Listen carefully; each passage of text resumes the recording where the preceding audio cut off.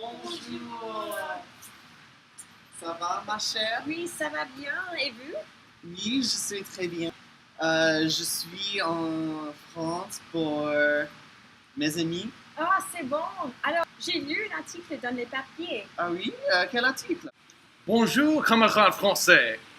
J'ai venu de Texas pour voir la plage de Normandie où nous, les Américains, vous avons libéré des Allemands. Bien que je pense que les Français sont plutôt lâches, personne ne peut arguer que ton vent est meilleur. Pourquoi est-ce que tu es ici? Je suis du Québec, en Provence anglophone et francophone au Canada. Pour être français, il n'est pas une question seulement d'une nationalité, mais la fierté dans une culture. La francité de ma vie, l'éducation pour tous, les droits de l'homme, l'égalité, fraternité, liberté et la Sainte Trinité, le vin, le beurre et le pain. Et dans le cœur de cette Française, la langue. Nous, les gars, moi, pensons que les langues sont très importantes pour la vie. Je parle français à l'école et avec mes parents, mais avec mes amis, c'est l'anglais. Il n'est pas nécessaire à choisir une langue sur autre. Je bien comprends que la croissance de l'anglais est inévitable, mais il y a un grand écart entre une langue répandue et une hégémonie anglaise. Et parmi les nations anglaises dans les multinationales et la libre-échange, le français ne peut pas faire la concurrence avec la langue. Il marginalise et menace le mode français de vivre. Oui, je suis d'accord. Du coup, que la francité est une manifestation de France à rétablir sa force dans le monde lingua franca. Serveuse, je voudrais encore. Non? Dagnabbit, ce café ne servit pas les produits américains.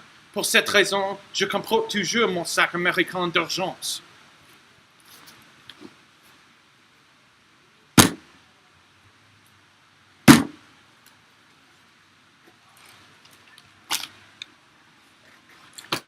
Qu'est-ce qui se passe?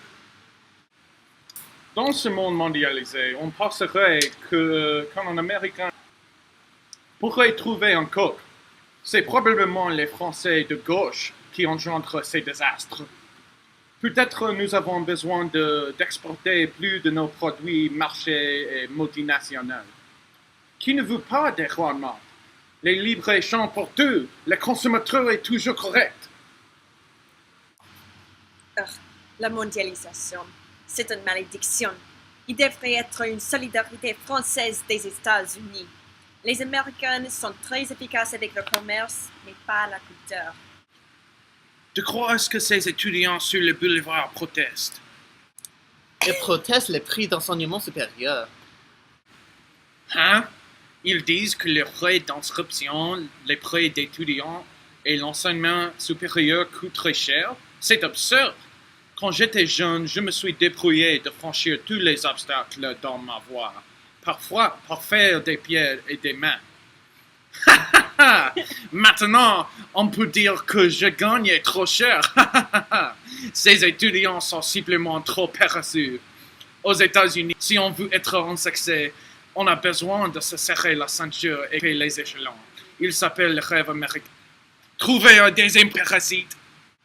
Je suis d'accord avec l'Américain parce que au Canada, c'est la même chose. Les prix sont trop chers pour nous. L'enseignement devrait être gratuit. Les bourses d'études n'est pas assez. Aux États-Unis, on insiste à l'université à vos risques et périls. Je pourrais lutter ce scandale en fait. Je pourrais faire une manifestation. Aller aux rues. Les émeutes sont une partie des traditions françaises. Le vrai scandale est l'anglais. Au Québec, en général, l'immigration est très difficile pour l'immigré average qui n'est pas français. On est très gentil en Montréal et on accueille les immigrés, mais le gouvernement prend les jours des immigrés au sérieux. Pourquoi est-ce qu'on voudrait apprendre une langue qui n'est pas l'anglais? C'est la plus importante dans l'économie mondiale et la science. En fait, je prévois que dans l'avenir, il va rendre le français et toutes les langues désuètes. Et bon!